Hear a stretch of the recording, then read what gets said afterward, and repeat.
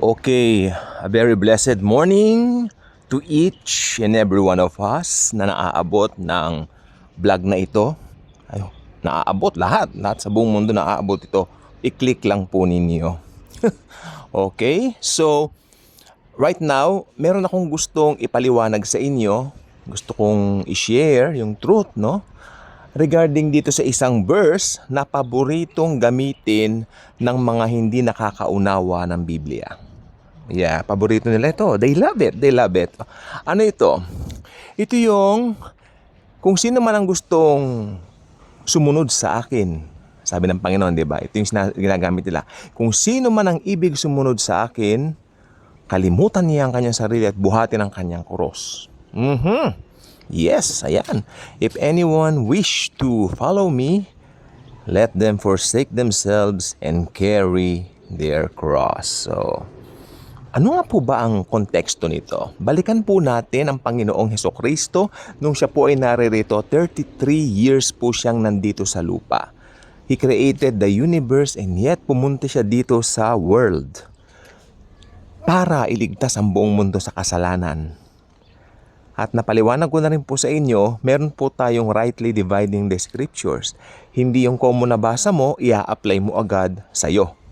Diba? Meron po yung context. Sabi nga ni Joseph Prince, context is king. Yeah, o nga naman. Pag alam mo nga naman ang truth, hindi ka maliligaw. At yung benepisyo nito ay mag-benefit ka ng malaki kasi bukod sa alam mo yung truth, na ipra-practice mo pa ang truth. Okay. So ito pong gusto kong sabihin sa inyo. Yung pong verse na yon, ito po ay tumutukoy sa discipleship. Yes, hindi po salvation. Ne? Sa discipleship, let me explain this, makinig po tayong mabuti, no? Pag tayo po ay naging born again, or should I say, naniwala tayo sa tinapos na gawa ni Jesus, yung finished work niya, naniwala ka na yun lang ang daan sa langit, wala nang ibang daan tungo sa langit, naniwala ka na, hey, I will go to heaven anytime I leave this earth.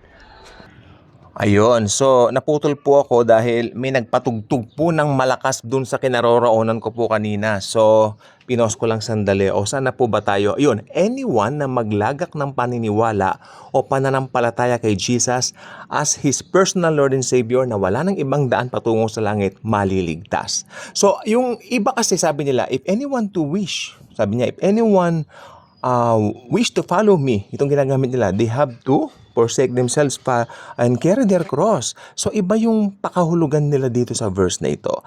For them, kailangan mahirapan ka, kailangan magdusa ka. Ganun po. Which is wrong. Okay. Doon po sa view ng salvation, niligtas po tayo sa kasalanan, di ba?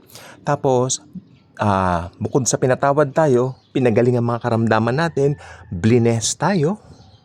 Material things po yan, ha? Bukod sa health, bless din tayo ng material things at pinagkalooban tayo ng masaganang pamumuhay. Yan po ang pangako niya sa John 10:10. Diba? So taliwas doon sa gawa ni Satanas. Ne? So gusto ko pong sabihin po sa inyo na malaman ninyo na yung verse na sinasabi nila ay tungkol po sa discipleship.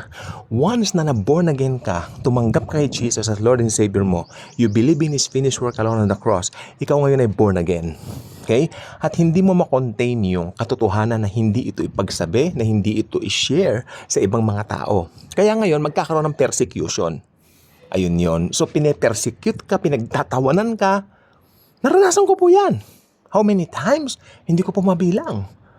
You know what? Especially nung hindi pa po uso ang mga gadgets, bata pa kami noon. So, we have to go out with our Bibles with us. Bulky, big, dala-dala namin yung mga malaking Bible namin, no? So, pa nakikita kami, pinagtatawanan po kami. So, ayos lang po yun. Ayun pong ibig sabihin ni Jesus doon, yung persecution.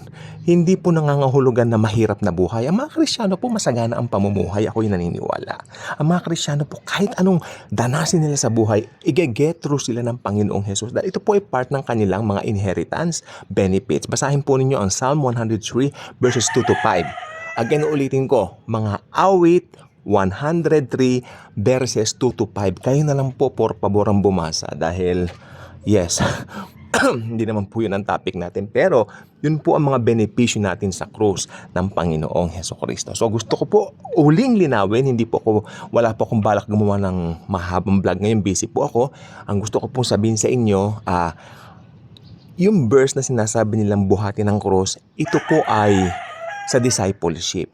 Ito po ay never mo dapat i-apply sa salvation. At saka dun sa mga benefits mo. Pag sinave ka ni Jesus, papalo na po lahat doon ang blessings mo.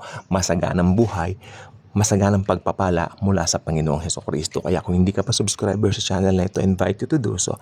Click the notification bell, share this video, share the wonderful love of the Savior, the Lord Jesus Christ. Thanks, and Jesus truly loves us all.